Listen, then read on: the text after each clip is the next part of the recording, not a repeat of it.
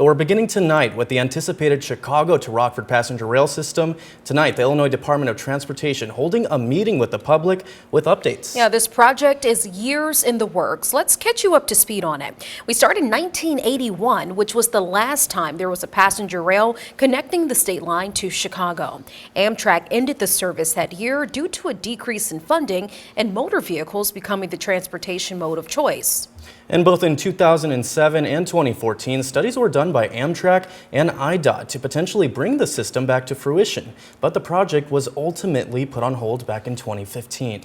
This brings us to 2019, with Governor Pritzker announcing a new passenger rail system will be part of a massive $45 million plan known as Rebuild Illinois. Now, that full plan was announced last summer, starting with 2 round trips per day, meaning that if you're going from Rockford to Chicago, there's one train going there in the morning and another one coming in the evening. Now, each trip will be roughly about 2 hours long, with the complete project carrying a $275 million price tag. And as of tonight, we don't know how much a ticket for those trips will cost. Now, I got the chance to sit in on this information meeting, and IDOT shares that the completion is still set for the end of 2027. I also got to meet with many community members, learning what is most important to them.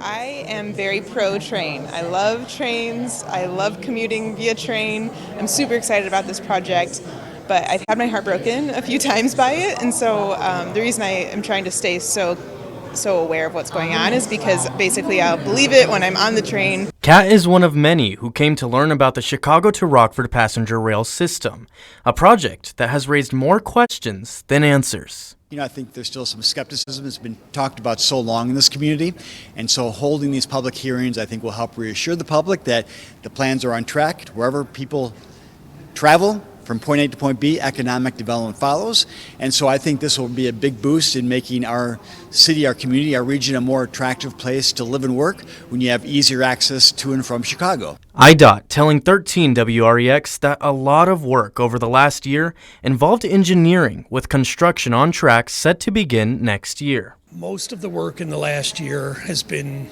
more behind the scenes. We are very hopeful that sometime in 2025 we'll be able to have some shovels in the ground somewhere on the project to begin construction.